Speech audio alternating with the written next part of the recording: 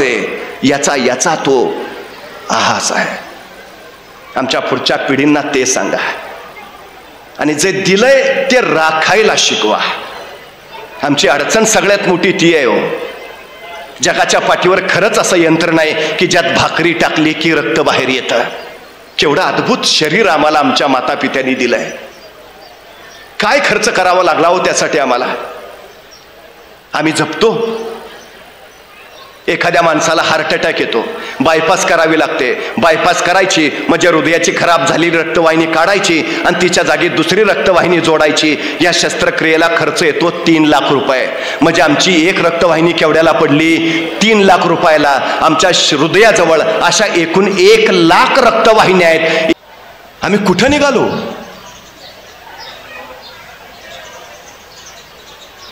आज सगळ्यात मोठी अडचण काय माहिती आहे? न्यायालयाला आदेश द्यावा लागतो मुलांना, आई वडिलांना सांभाळा. का? न्यायालयानं सांगावं. सरकार GR काढतंय, आई वडिलांना सांभाळणं बंधनकारक. नियम करायची पाळी आली. का हो? मुलं पाळणा घरात आणि आई बाप वृद्धाश्रमात, ही अलीकडची समाज व्यवस्था झाली आहे. काय झालं? पूर्वी आजी आजोबा नावाचं विद्यापीठ घरात असायचं. आजी आजोबा पोरांवर संस्कार करायचे. आजी पोराला मांडीवर घ्यायची आणि रामकृष्णांच्या गोष्टी सांगायची. आजोबा पोराला घ्यायचे आणि गावभर फिरवतून आणायचं. सामाजिक नीती नियमांचे त्याला संकेत द्यायचे. आता आजी आजोबा नावाचं विद्यापीठ गायब झालंय. अडचण झाली, अडगळ झाली. महाभारतात कुरुक्षेत्राचं युद्ध व्हायला ज्यावेळी आरंभ होणार होता त्यावेळी भगवान श्रीकृष्णाकडे दुर्योधन आले. श्रीकृष्ण त्यावेळी झोपलेले, निद्राधीन. दुर्योधन आले आणि श्रीकृष्णाच्या पायाजवळ जाऊन उभा राहिले. म्हणजे झोप उडाली की डोळे उघडले की पहिल्यांदा मी दिसावा. अर्जुन पण आले. आता दुर्योधन पायाजवळ म्हणून अर्जुन भगवान श्रीकृष्णाच्या डोक्यापाशी येऊन थांबले. भगवान श्रीकृष्णांची झोप झाली, त्यांनी डोळे उघडले, समोर पाहिलं दुर्योधन. भगवान श्रीकृष्णाने विचारलं, का? काय काम काढलं? आणि दुर्योधन म्हणाले, कुरुक्षेत्रावर युद्धाला सुरुवात होतीये. भगवान, मी तुमची मदत मागायला आलोय. श्रीकृष्ण म्हणाले, अरे मी तर प्रतिज्ञा केली आहे, न धरी शस्त्र करी मी आता हातात शस्त्र धरणार नाही. आणि दुसरी गोष्ट, माझं आत्ता या क्षणी वय आहे 92 वर्ष. कुरुक्षेत्राच्या युद्धाच्या वेळी भगवान श्रीकृष्णांचं वय होत 92 वर्ष. आता माझ्यासारख्या वृद्धाचा तुला उपयोग तरी काय? पण माझ्याकडं माझं सैन्य आहे. आता तू ठरव, मी हवा की सैन्य? दुर्योधनाने विचार केला, आता भगवान श्रीकृष्ण थकलेले 92 वर्षाचे, त्यातून प्रतिज्ञा न धरी शस्त्र करी मी. दुर्योधन, ठीक आहे, तुम्ही नाही आला तरी चालेल, मला फक्त तुमचं सैन्य द्या. श्रीकृष्णाचं सगळं सैन्य घेऊन दुर्योधन गेला. दुर्योधन गेल्यानंतर बिछाण्यावरनं खाली उतरायला म्हणून श्रीकृष्णाने वळून बघितलं तर डोक्यापाशी अर्जुन उभे. श्रीकृष्णाने विचारलं, अर्जुना तू का आलास? अर्जुन म्हणाले, मी पण तुमचं सहकार्यच मागायला आलो. कुरुक्षेत्रावर युद्धाला सुरुवात होणार आहे. अरे मग मगाशी नाही का सांगायचं? एवढं सगळं, माझं सगळं सैन्य मी दुर्योधनाला देऊन टाकलं.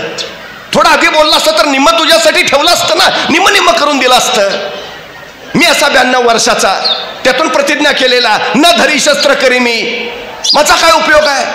अर्जुन म्हणाला, नाही, मला तुमचं सैन्य नकोच आहे, मला फक्त तुम्ही हवे आहात, तुम्ही फक्त या. भगवान श्रीकृष्ण म्हणाले, अरे पण मी प्रतिज्ञा केली, न धरी शस्त्र करी मी शस्त्र हातात धरणार, तुम्ही धरू पण नका शस्त्र, तुम्ही फक्त मला मार्गदर्शन करा, बस, बाकी माझं काही काम नाही. श्रीकृष्णाने ती इच्छा मान्य केली. भगवान श्रीकृष्ण अर्जुनाचे सारथी झाले.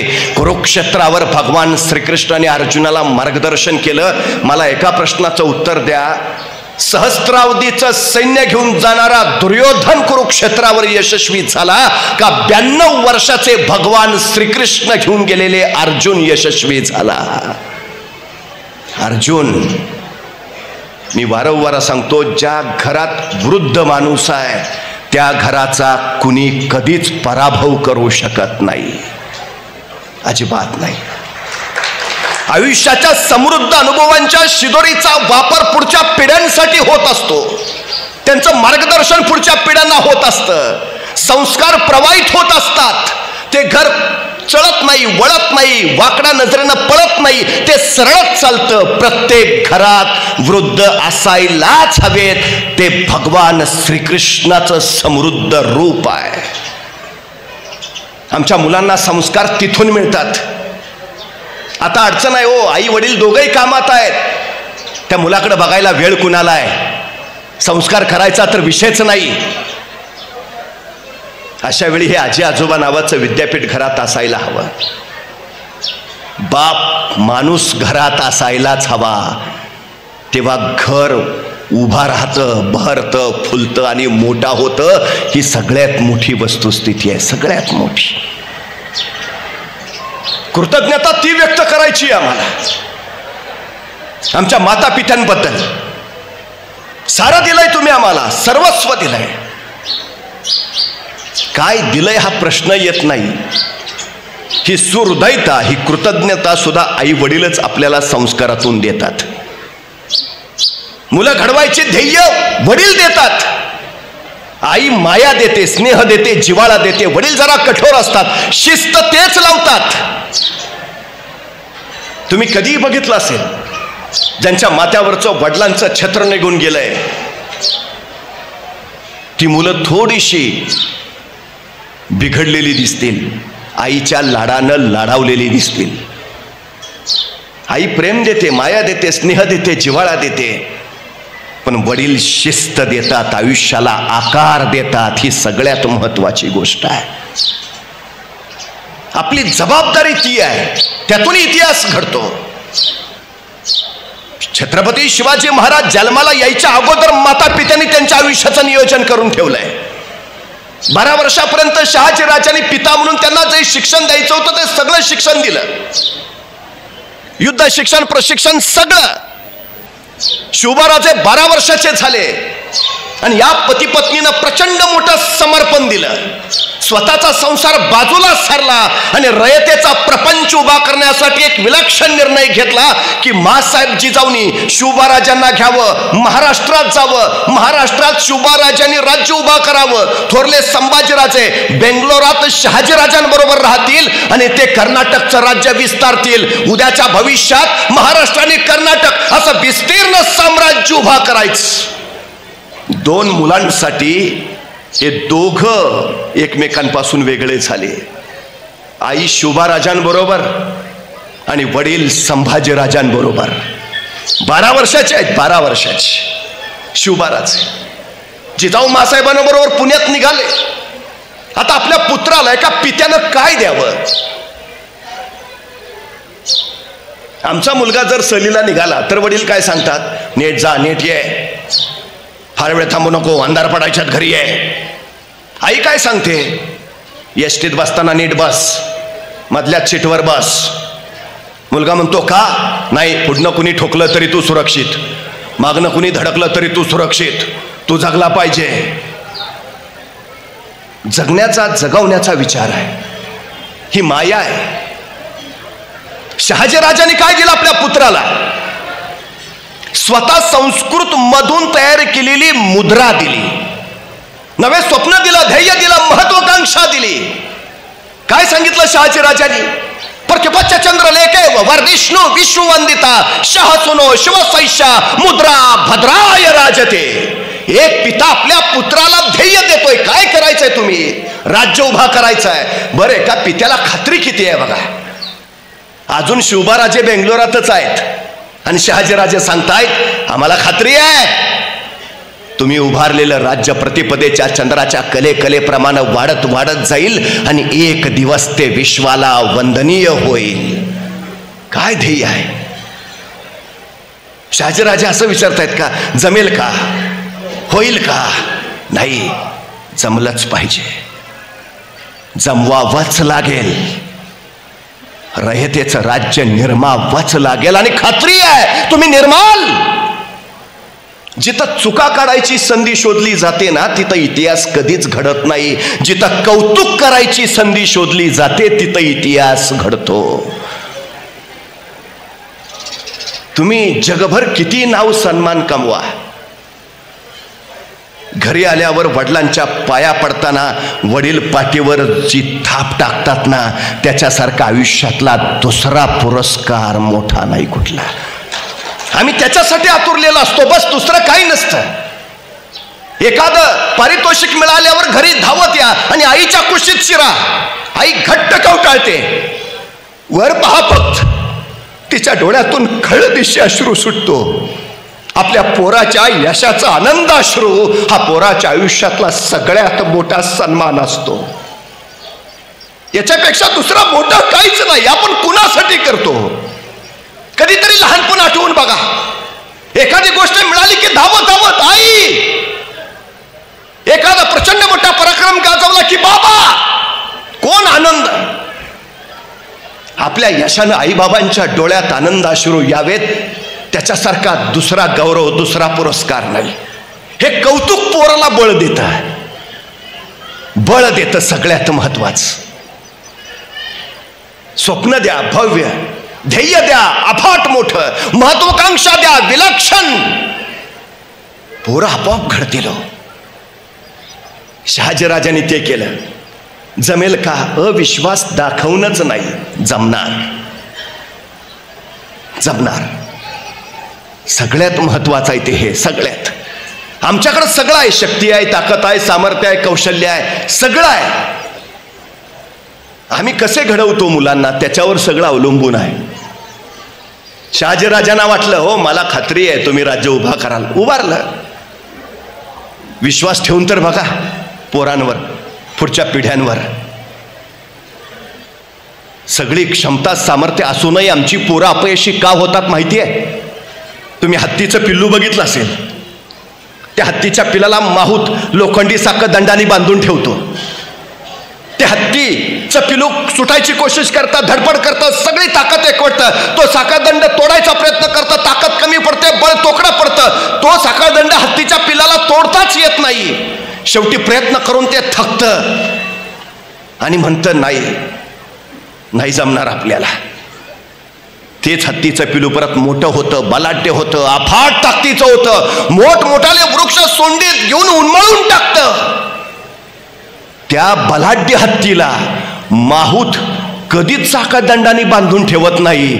तो साखळदंड नुसताच तिथं पायात त्याच्या सोडलेला असतो, पण बांधलेलं नसताना सुद्धा तो बलाढ्य मोठा हत्ती कधीच तिथून निसटून जायचा प्रयत्न करत नाही. कुणीतरी माहूताला विचारतं, अहो एवढा मोठा हत्ती तुम्ही बांधून का ठेवत नाही?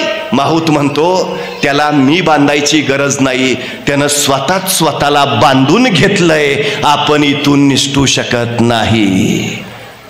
मर्यादा तुम्हाला कुणी बाहेरून घालू शकत नाही. बंधनं तुम्हाला कधीच कुणी बाहेरून घालू शकत नाही.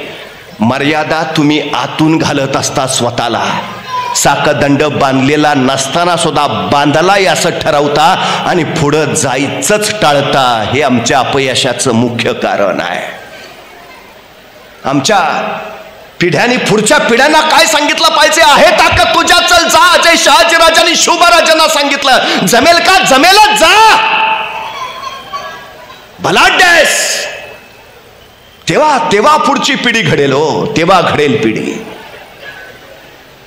हल्ली आमची अडचण काय झालीये, तुम्ही एखादं लहान मूल बघितलं असेल, घरात रांगत असतं. त्या लहान मुलाला जन्मताच कुतूहल असतं, धाडस त्याच्या अंगात असतंच. आई स्वयंपाक करत असते, ते पोर रांगत असतं. रांगत रांगत ते अंधाराच्या खोलीच्या दिशेनं जायला सुरुवात करतं. आई बघते आणि त्याला तिथून सांगते, ए नको जाऊ, भाऊ असतो, अंधारात भाऊ असतो, नाही जायचं. ते पोरग तिथंच थांबतं. तिथूनच आईकडे बघतं. आई परत स्वयंपाकाला लागली की आईची नजर चुकून ते परत अंधाराच्या दिशेनं रंगायला सुरुवात करतं. आईचं परत लक्ष जातं, हे सांगितलं ना नको जाऊ, अंधारात भाऊ असतो, नाही जायचं. पोरगं परत थांबतं. तिथूनच आईकडे बघतं. आई कामाला लागलेली बघतं, परत त्या अंधाराच्या दिशेनं चालायला सुरुवात करतं. म्हणजे धाडस जन्मजात आहेच, ते अंधाराच्या दिशेनं पुढे जातं. शेवटी आई बघते, उठते, संतापते, त्याच्या जवळ जाते, सरळ त्याला उचलते आणि दुसरीकडे नेऊन ठेवते. किती वेळा सांगितलं अंधारात जायचं नाही, भाऊ असतो. त्या लहान मुलाच्या अर्धजागृत मनावर लहानपणीच संस्कार होतो, अंधारात भाऊ असतो. पट्ट्या पुढं 2 पोरांचा बाप झाला तरी अंधारात जात नाही. दोष त्याचा आहे का? आम्ही काय संस्कार केला? बरं मला सांगा, एवढे सगळे तुम्ही बसलाय, कधी कुणी भाऊ बघितलाय का? मग नसलेला भाऊ पोराच्या पायात बांधायचा कशाला? ताकद असूनही ते पुढं जात नाही, ही आमची सगळ्यात मोठी अडचण आहे, सगळ्यात मोठी अडचण. सरांची मुलं घडलीत का घडलीत? आपापल्या क्षेत्रात यशस्वी आहेत, सामर्थ्याची, कौशल्याची जाणीव करून दिली. लढा, विश्वास आहे, यशस्वी व्हाल. तिथं यश येतं, तिथं यश येतं. सगळ्यात महत्वाचं, अपयशाची कारणं आमची ही आहेत. आम्हाला बाहेरून कुणीही पराभूत करू शकत नाही या जगात. या जगात फक्त आम्हीच स्वतःला पराभूत करू शकतो आणि या जगात दुसरं कुणी आपल्याला विजयी करू शकत नाही. फक्त आपणच आपल्याला विजयी करू शकतो. ज्याला हे कळालं ना, त्यानं इतिहास घडवला. सगळ्यात महत्वाची गोष्ट आहे ती. सगळ्या क्षमता आमच्यात आहेत. शहाजीराजांनी 12 वर्षाच्या शिवबाराजांना जाताना छोटं मंत्रिमंडळ दिलं. उद्या तुम्हाला तुमचं असं मंत्रिमंडळ उभा करायचं आहे. बस स्वप्न दिलंय. सर काय घेऊन आले होते? इथं एक लोखंडी पेटी. ज्या शाळेत काम करत होते त्याचं अनुदान बंद झालं. धडपडलं पाहिजे, काहीतरी केलं पाहिजे, संघर्ष चालूच राहिला. मग त्यातले 4 शिक्षक घेतले, शिक्षण संस्था काढली. आज हजारो मुलं शिकतायत, हजारो मुलं घडतायत. हे घडवण्याचं सूत्र आहे ना, ते फार महत्वाचं आहे, सगळ्यात महत्वाचं. आमच्या मुलांना ते सांगा, सगळ्यात गरजेची गोष्ट. आणि शिक्षकाचं एक सगळ्यात मोठं वैशिष्ट्य सांगू. शिक्षक प्रश्न विचारतात. आमची मुलं मागं काय याचं कारण, आमची मुलं प्रश्नच विचारत नाहीत, प्रश्नच पडत नाहीत आम्हाला. जिज्ञासा नावाचा शब्दच आमच्या शब्दकोशात राहिला नाही. पूर्वी आजोबा नातवाला घेऊन गावात गेले की आजोबा नुसता प्रश्न विचारून तोंडावून सोडायचा. आता तर प्रकारच अस्तित्वात नाही. पूर्वी एखादा मुलगा घरात जन्माला आला की कुणीतरी म्हणायचं सोन्याचा चमचा तोंडात घेऊन जन्माला आलाय. आता सोन्याचा चमचा तोंडात घेऊन जन्माला आलाय असं नाहीत म्हणत, आता हातात मोबाईल घेऊन जन्माला आलाय असं म्हणतात. पूर्वी पोरगं त्रास द्यायला लागलं की आई त्याला दुधाची बाटली द्यायची, आता अर्धा तास तरी त्रास देणार नाही. आता पोरगं रडायला लागलं की आई पहिला त्याला मोबाईल देते, आता दिवसभर त्रास नाही. काय कसं घडवतोय आम्ही? तुम्हाला माहिती आहे पोरांच्या क्षमता संपून निघाल्यात. पूर्वी शाळेमध्ये 2 तास पीटीचे असायचेच. दुपारनंतर पोरं मैदानावर दिसायचीच. आता मैदानात शोधावं लागतं, ही आमची अडचण आहे, पोरांचा विषयच नाही. परवा एकाला सहज विचारलं, काय रे 100 मीटर पळशील का? तो 5 मिनिटं माझ्याकडेच बघत बसला. अरे म्हटलं 100 मीटर पळशील का? तो म्हटला 100 मीटर म्हणजे किती? माझ्या लक्षात आलं काय झालं इथे. मी त्याला म्हटलं काय खेळबिळ खेळतोस का? म्हटलं सगळे खेळ खेळतो, क्रिकेट खेळतो, फुटबॉल खेळतो, व्हॉलीबॉल खेळतो, बॅडमिंटन खेळतो. म्हटलं एवढे सगळे खेळ खेळतो, दिवसभर मैदानावर असतो काय? म्हटलं मैदानावर नाही, मोबाईलवर खेळतो. म्हटलं बरोबर आहे, मग तुला 100 मीटर कळणारच नाही. मग त्याला सांगितलं इथून तिथपर्यंतचं जे अंतर आहे त्याला 100 मीटर म्हणायचं, पळशील का? म्हटलं करतो प्रयत्न. अरे 100 मीटर पळायचे, तुला कुठं 5 किलोमीटर सांगतोय, पळशील का? करतो ना प्रयत्न. बरं म्हटलं मला सांग, हे 100 मीटर अंतर पार करायला तुला किती वेळ लागेल? तो 5 मिनिटं अंतरच बघत बसला. अरे 100 मीटर पळायला किती वेळ लागेल? म्हटला 5 मिनिटं तर लागतील. 5 मिनिटं? अरे 100 मीटर पळायचे आहे. हो तेच ना, 5 मिनिटं तर लागतील. अरे हुसेन बोल्टचं ऑलिम्पिकचं रेकॉर्ड 9.58 सेकंदाचा आहे. तो 10 सेकंदात 100 मीटर पळतो. तू 15 सेकंद म्हण, 20 सेकंद म्हण, 25 सेकंद म्हण का 5 मिनिटं, माझं मला माहिती आहे ना. अरे किती वेळ लागेल 100, सांगितलं ना 5 मिनिटं. तेवढ्या त्याचा मित्र धावत आला, ए पळ, कुत्रा पिसाळलाय. इतक्या भयान वेगात पळत सुटला, 7 सेकंदात 100 मीटर. त्याला म्हणलं तू तर लगा ऑलिम्पिकचं रेकॉर्ड मोडलंस, त्याला 10 सेकंद लागतात, तू 7 सेकंदात 100 मीटर पळलास. म्हणला मग कुत्रं मागं लागलं होतं. म्हणजे 7 सेकंदात 100 मीटर पळायची क्षमता आपल्यात आहे. बाहेर कधी आली? संकट आलं तेव्हा. मग संकट चांगली आहेत का वाईट आहेत? चांगली आहेत. संकटांचं स्वागत करायला हवं. संकट आपल्याला अडवायला येत नाहीत, संकट आपली उंची वाढवायला येतात. अडचणी आपल्याला थांबवायला येत नाहीत, अडचणी आपल्यातल्या क्षमता बाहेर काढतात. अडथळे आपल्याला रोखायला येत नाहीत, अडथळे आपल्यातली कौशल्य बाहेर काढायला येतात. अडचणी, संकट, अडथळे यायलाच हव्यात, त्याशिवाय आमचं व्यक्तित्वच घडत नाही. ही सगळ्यात महत्वाची गोष्ट आहे. सावलीत ठेवूच नका पोरांना. बाप म्हणून त्यांना त्यांचा संघर्ष करू द्या.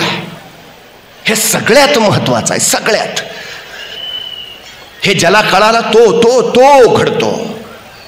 तुम्ही जर सगळं सांगत बसलात तर तो डोकंच नाही चालवत. पूर्वी एखाद्या मुलाला मी विचारायचो 12 पंच किती, तो लगेच सांगायचा विचार करून. आता एखाद्याला विचारा 12 पंच किती, तो पहिला मोबाईल काढतो, कॅल्क्युलेटर कुठं आहे. आम्ही आमच्या पिढ्यांची बुद्धी क्षमता संपवत निघालोय संपवत. काय करणार आहे उद्याची पिढी? मी फिजिक्सचा प्राध्यापक आहे, भौतिकशास्त्र शिकवतो. काय शिकवतो? Newton's law, Einstein's formula, Edison's rule. मला प्रश्न पडतो, हेच का शिकवायचं सारखं? Newton's law, Einstein's formula, Edison's rule, असं का नाही पाटील्स फॉर्म्युला, चांद्र पाटील्स रूल, देशमुख's लॉ? का?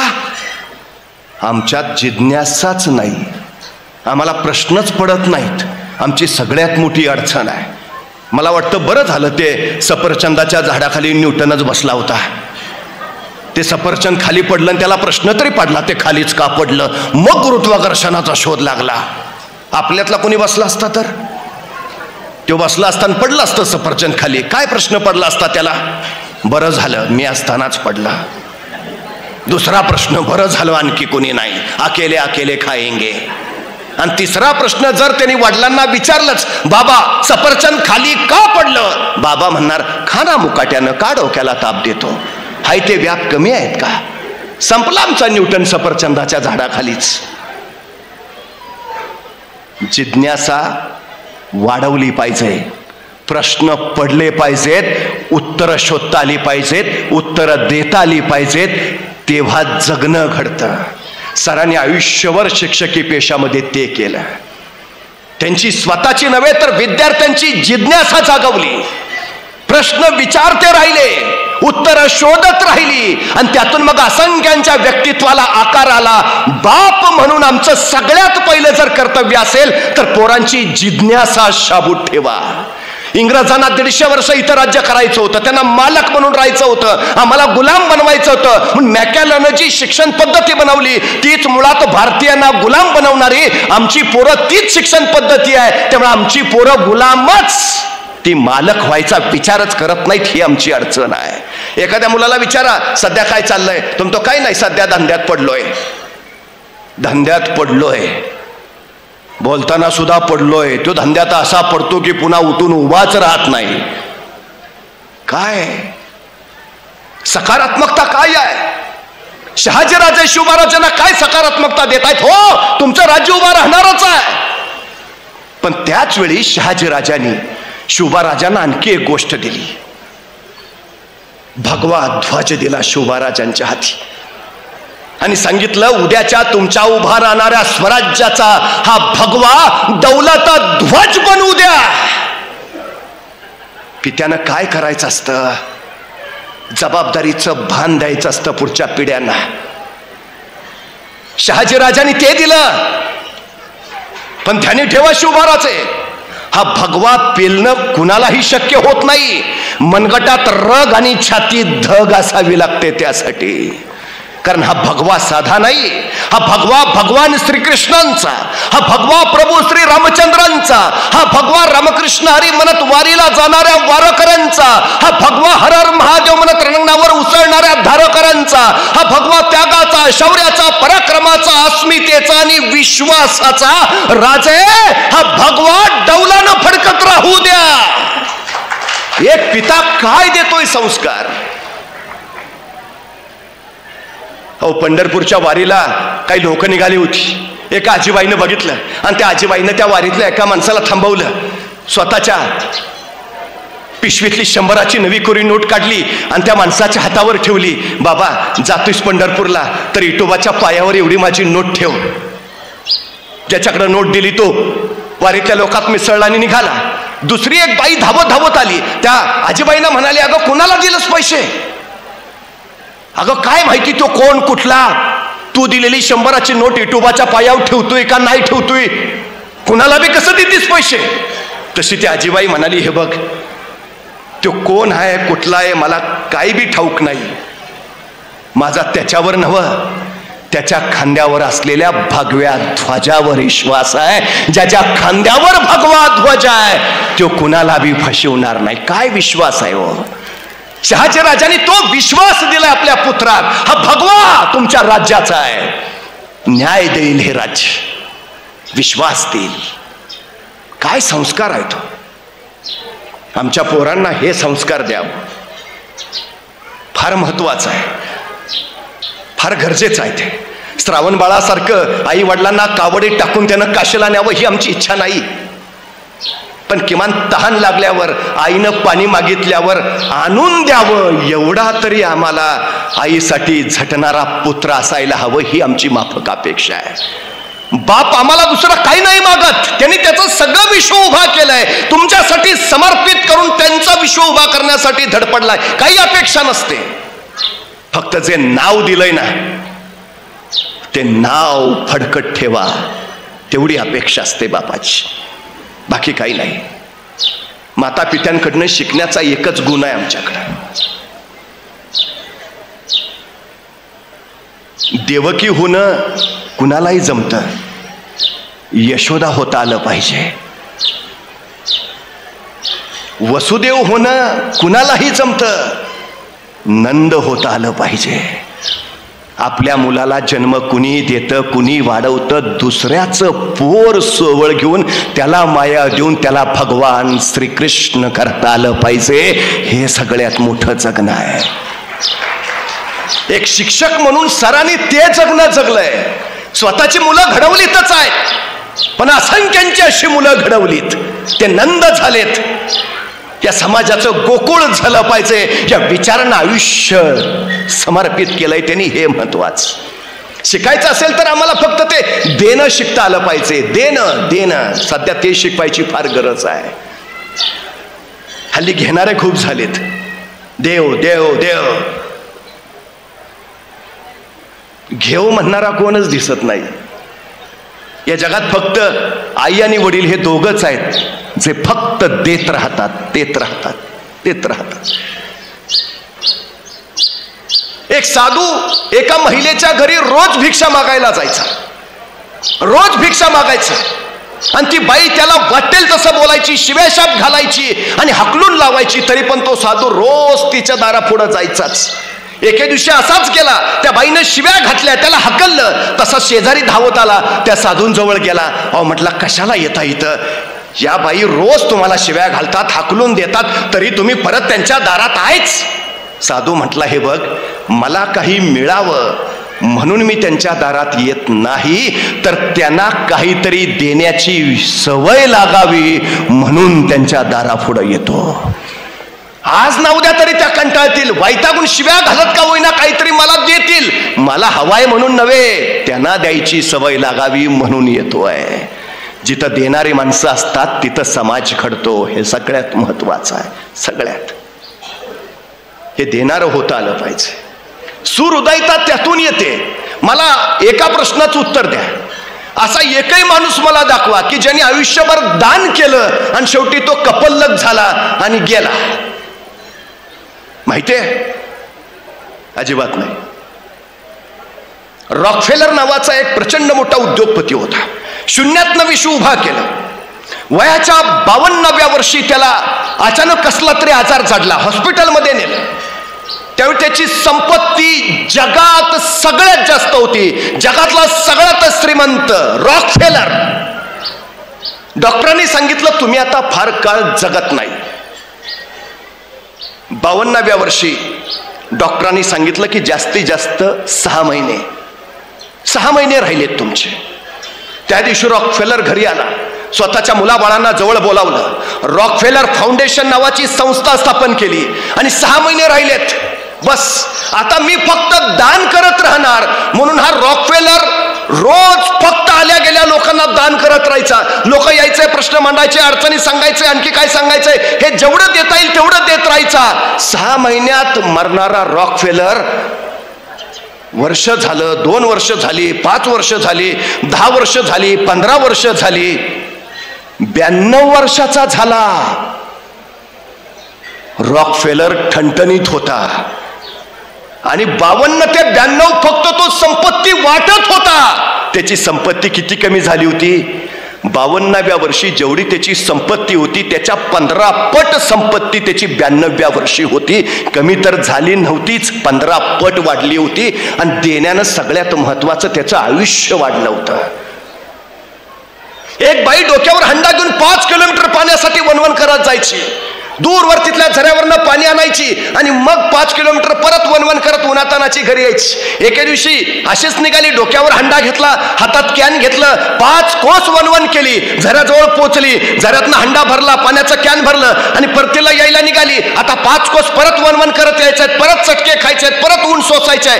पुढं निघाली. येता येता अचानक वाटेत एक माणूस भेटला. म्हटला ताई घसा गोरडा पडलाय, घोटभर पाणी देतेस का? त्या माऊलीने विचार नाही केला. डोक्यावरचा हंडा लगेच खाली घेतला. त्या सद्ग्रस्ताला ओंजाळभर पाणी दिलं. तृप्ततेनं त्याने पाणी पिलं. हंडा परत डोक्यावर घेतला. ती पुढे निघाली. काही अंतर आली, परत एक जण भेटला. आई आत्ताच जेवलो पण घसा ओला करला, पाणी नाही, पाणी देतेस? ही चिडली नाही, संतापली नाही. तर तुझ्यासाठी 5 कोस वणवण करायला गेले वय तुला पाणी द्यायला, सर बाजूला. अजिबात म्हटली नाही. शांतपणे डोक्यावरचा हंडा काढला. त्याही माणसाला तिनं पाणी दिलं. तो पाणी पिला, हंडा डोक्यावर घेतला, परत निघाली. वाटेत आणखी माणसं भेटली, पाणी मागत राहिली. ही पाणी वाटत राहिली, घराजवळ पोहोचली. त्यावेळी या माऊलीच्या डोक्यावरचा हंडा रिकामा झाला होता. हातातलं कॅन तेवढं भरलेलं. दारात पोरगं होतं. पोरानं बघितलं आईच्या डोक्यावरचा हंडा रिकामा आहे पण हातातलं कॅन भरलंय. पोराच्या लक्षात आलं ज्यार्थी हातातलं कॅन पाण्यानं भरलंय याचा अर्थ आई झऱ्यावरनं जाऊन आली, पण ज्यार्थी डोक्यावरचा हंडा रिकामा आहे याचा अर्थ आई येता येता पाणी वाटत आली. पोरला राग आला. दारात आलेल्या आईला विचारलं दुसऱ्याला पाणी वाटायला 5 कोस वणवण करत गेलीस का? 5 कोस वणवण करून कुणी सांगितलं दुसऱ्याला पाणी वाटायला? काय गरज होती? तशी ती माऊली आपल्या पोराला शांतपणे म्हणाली, बाळा तुला जगण्याचा सगळ्यात मोठा नियम सांगते. दुसऱ्याला देत राहिलं ना की आपल्या डोक्यावरचं ओझं कमी होतं. बघ ना, मी झऱ्यावर हंडा डोक्यावर घेतला त्यावेळी हंड्याचं किती ओझं होतं. येता येता मी फक्त दुसऱ्याला देत आले, माझ्या डोक्यावरचा हंडा किती हलका झाला. दुसऱ्याला देत राहिलं ना की आपल्या डोक्यावरचं ओझं कमी होतं. माणसं कीर्ती घेणाऱ्यांची सांगत नाहीत, माणसं कीर्ती देणाऱ्यांची गातात. हे आयुष्याचं सगळ्यात मोठं सत्य आहे. सर आयुष्यभर त्या पद्धतीनं जगलेत. हा माणूस मेळ इथं जो जमलाय ना तो त्यासाठी. हे देणाऱ्यांची कीर्ती आहे, हे सगळ्यात महत्वाचं. आयुष्य हृदयतेनं कृतज्ञतेनं जगता आलं पाहिजे, याचा तो आहास आहे. आमच्या पुढच्या पिढींना ते सांगा आणि जे दिलंय ते राखायला शिकवा. आमची अडचण सगळ्यात मोठी ती आहे हो. जगाच्या पाठीवर खरंच असं यंत्र नाही की ज्यात भाकरी टाकली की रक्त बाहेर येतं. केवढं अद्भुत शरीर आम्हाला आमच्या मातापित्यांनी दिलंय. काय खर्च करावा लागला हो त्यासाठी आम्हाला. आम्ही जपतो. एखाद्या माणसाला हार्ट अटॅक येतो, बायपास करावी लागते. बायपास करायची म्हणजे हृदयाची खराब झालेली रक्तवाहिनी काढायची आणि तिच्या जागी दुसरी रक्तवाहिनी जोडायची. या शस्त्रक्रियेला खर्च येतो 3 लाख रुपये. म्हणजे आमची एक रक्तवाहिनी केवढ्याला पडली? 3 लाख रुपयाला. आमच्या हृदयाजवळ अशा एकूण 1 लाख रक्तवाहिन्या आहेत. एक रक्तवाहिनी 3 लाखाची, तर 1 लाख रक्तवाहिन्याची किंमत किती झाली? 2 डोळे दिलेत आम्हाला, एखादा डोळा बाद होतो, आता नवा डोळा बसवता येतो. एका नव्या डोळ्याची किंमत आहे 15 लाख रुपये. म्हणजे 2 डोळ्याची किंमत झाली 30 लाख रुपये. 2 किडन्या दिल्यात आम्हाला. माणसं नको ते अपेयपान करतात, किडन्या बाद होतात, डायलिसवर जातात. डॉक्टर सांगतात किडन्या बदलाव्या लागतील, किडन्या बदलता येतात. एका किडनीची किंमत आहे 40 लाख. म्हणजे 2 किडन्याची किंमत झाली 80 लाख. म्हणजे त्या विधात्यानं जन्माला घालताना आम्हाला 1 लाखाचे रक्तवाहिनी, अशा 1 लाख रक्तवाहिन्या, डोळे 30 लाखाचे, किडन्या 80 लाखाच्या, असं अब्जावधी रुपयांच्या पुढे जाणारं शरीर दिलं. आम्ही या शरीर नावाच्या संपत्तीला जपायचं सोडून कुठल्या संपत्तीच्या मागं लागतो? हा सगळ्यात महत्वाचा प्रश्न आम्ही विचारला पाहिजे. जे आमच्या माता पित्याने आम्हाला शरीर दिलंय ते शरीर आम्ही जपायला पाहिजे. बापाच्या खांद्यावर पोरांची प्रेत यायला लागली हो. 20व्या-30व्या वर्षी हार्ट अटॅक येऊन पोरं जायला लागली. यासाठी नव्हता केला अट्टाहास, शेवटचा दिस गोड व्हावा. आई बापाची इच्छा काय असते? शेवटचा दिस गोड व्हावा, बस. पुढच्या पिढीनं जगावं, घडावं, मोठं व्हावं. हे आमच्या उद्याच्या पिढ्यांना ते सांगा. मी नेहमी जाता जाता एक गोष्ट सांगतो. नवरा बायको होते. नवरा कामगार, मुंबईत गिरणी कामाला. 40-45 वय असेल.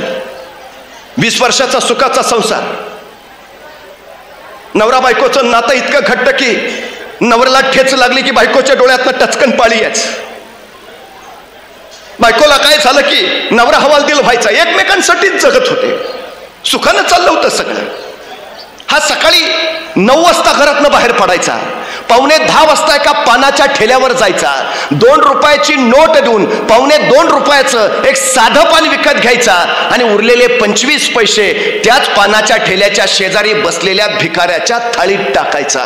20 वर्ष क्रम चुकला नाही. रोज 9 वाजता घरातनं बाहेर पडणार, 9:15 वाजता पानाच्या ठेल्यावर 2.25 रुपयाचं साधं पान घेणार आणि 2 रुपयाची नोट देऊन परत आलेले 25 पैसे त्याच पानाच्या ठेल्याजवळ बसलेल्या भिकाऱ्याच्या थाळीत टाकणार.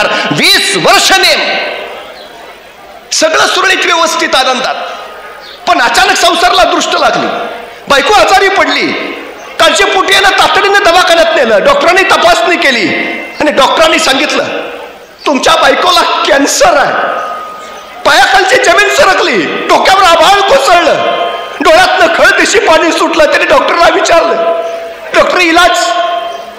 डॉक्टर म्हणाले उपचार करावे लागतील, ऑपरेशन करता येईल, पण ऑपरेशनसाठी 1 लाख रुपये तातडीनं भरावे लागतील. तरच तुमची बायको वाचेल. ऑपरेशन झालं तर 1 लाख कुठून आणावे? पोटाची खळगी कशी बशी भरतो आपण, दिवस ढकलतो. ऑपरेशनसाठी 1 लाख आणावे कुठून आणावे त्याला काही कळेना. आपण तो डॉक्टरांना म्हणा, डॉक्टर मी करतो काहीतरी, फक्त माझ्या बायकोला वाचवा, फक्त बायकोला वाचवा. आणि तो तिथून बाहेर पडला. सगळ्या नातेवाईकांची दारं वाजवली. बायको दवाखान्यात आहे, ऑपरेशन करायचं आहे, 1 लाख हवी आहेत. नातेवाईकांनी दारं लावून घेतली. ज्या मित्रांनी सुखामध्ये साथ दिली होती त्या मित्रांच्या घरी गेला, विनंत्या केल्या, माझा संसार वाचवा, बायको वाचवा, माझं आयुष्य वाचवा, ऑपरेशन करायचं आहे, 1 लाखाची गरज आहे. पण मित्रांनी दारं लावून घेतली आणि त्या दिवशी त्याला निसर्गाचा नव्हे सृष्टीचा सगळ्यात मोठा नियम कळाला. गरजेला जो पडत नाही त्याला माणूस म्हणायचं. काय करावं त्याला कळेना, सुचेना. आयुष्यभर जी माझ्यासोबत सावलीसारखी राहिली, आयुष्यभर जी माझ्यासाठी खस्ताकात राहिली, आयुष्यभर जिनं माझा संसार पेलून तोलून धरला, आयुष्यभर जी फक्त माझ्यासाठी करत राहिली, आज तिच्यासाठी काय करायची वेळ आली आहे. तिचं जगणं वाचवायचं आहे, पण मी नवरा असून काही करू शकत नाही. कुठून आणावे पैसे, कसं वाचवू बायकोला? त्याच विचारतंत्रेत निघाला. कुठेतरी वाचलेलं असायचं, रस्त्यावरच्या दगडाखाली पैसे असतात. एखादा रस्त्यात दगड दिसायचा, वाटायचा पैसे, झपडल्यासारखा जायचा, दगड बाजूला करायचा, दगडाखाली फक्त माती असायची. काळजात तशीच माती व्हायची, विवश व्हायचं. चालत चालत निघायचं. अचानक वाटायचं समोरचा ग्रस्त जो आपल्याला पैसे द्यायला येतोय तो लगबगीने त्याच्या जवळ जायचा, तो सरदिशी बगल देऊन निघून जायचा. काळजात वनवा पेटायचा. कोणीच नाही का, कोणीच नाही का मदत करणार? काय करावं? जो नवरा स्वतःच्या बायकोला वाचवू शकत नाही त्याला जगायचा काय अधिकार? विचार केला. सरळ चौपाटीवर नाथ समुद्रात घुसला. गुडघावर पाणी लागलं, कमरेपर्यंत पाणी लागलं, गळ्यापर्यंत पाणी लागलं, डोकं बुडवलं, मरून जावं. पण अचानक धाड दिशी वर आला.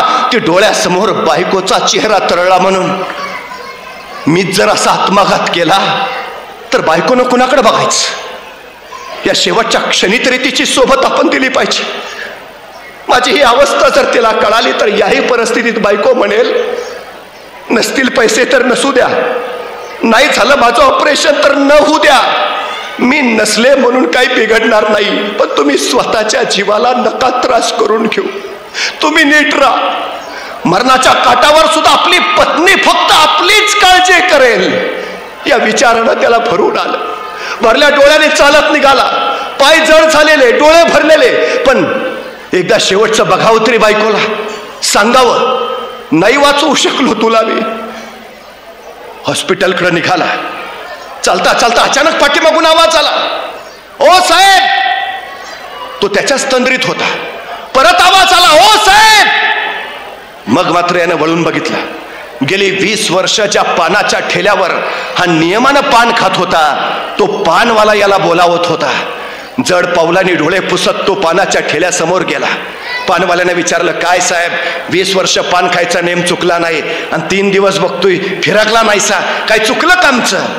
तसा तो डोळे पुसत म्हणाला, नाही रे, बायको दवाखान्यात आहे, ऑपरेशन करायचं आहे, 1 लाखाची गरज आहे, सगळ्यांची दारं पुचली पण कुणी मदतीला तयार नाही, कसं वाचवावं तिला या विवंचनेत आहे.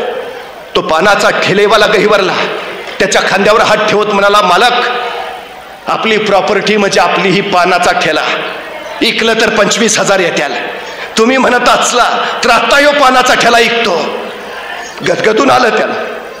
म्हणलास त्याचं चालत सगळं, पण 25,000 काय होणार रे? 1 लाख हवे. ठीक आहे करत तो तिथून पुढे निघाला. चालत राहिला. एकदा बघावं तरी डोळे भरून बायकोला म्हणून हॉस्पिटलमध्ये शिरला. काचेतनं बायकोचा चेहरा बघितला आणि एक मनात वाटून गेलं, हे तुझं शेवटचं दर्शन. नाही वाचवू शकलो आणि डसडसा रडत तिथंच गुडघ्यात डोकं खुपसून बसला. हमसा हमशी रडायला लागला. तेवढ्यात एक नर्स धावत आली. त्याला हलवत म्हणाले, ओ साहेब, या कागदावर सही करा, तुमच्या बायकोचं ऑपरेशन करायचं आहे. स्वर्ग भेटल्याचा आनंद झाला. त्याला काय कळेना. पैसे कोणी भरले? 1 लाख कोणी भरले? माझ्या बायकोला कोणी वाचवलं? माझा संसार कोणी वाचवला? कोण आहे तो? आणि त्या नर्सनं घोंगडं पांघरलेल्या एका माणसाकडे बोट दाखवलं आणि त्याला सांगितलं, तो घोंगडं पांघरलेला मनुष्य दिसतोय ना, त्याने तुमच्या बायकोचे 1 लाख रुपये भरले. धावत धावत गेला. घोंगडं पांघरलेल्या त्या फटक्या माणसाला पाठीमागून कडकडून मिठी मारली. तसेच खाली पाय धरले. धन्य धन्य तुझी, उपकार केलेस माझ्यावर, संसार वाचवलास. कोण आहेस तू? कोण? का केलंस? आणि कोण आहेस तू हे म्हणत कोण आहे हे बघायला त्यानं मान वर केली. आश्चर्याचा धक्का बसला. ज्या पानाच्या ठेल्यावर गेली 20 वर्ष पान खात होता, 2 रुपयाची नोट लिहून 2.25 रुपयाचं पान घेऊन उरलेले 25 पैसे ज्या भिकाऱ्याच्या थाळीत टाकत होता, तो भिकारी याच्या बायकोच्या ऑपरेशनचे 1 लाख भरून निघाला होता. त्याने विचारलं, का केलंस?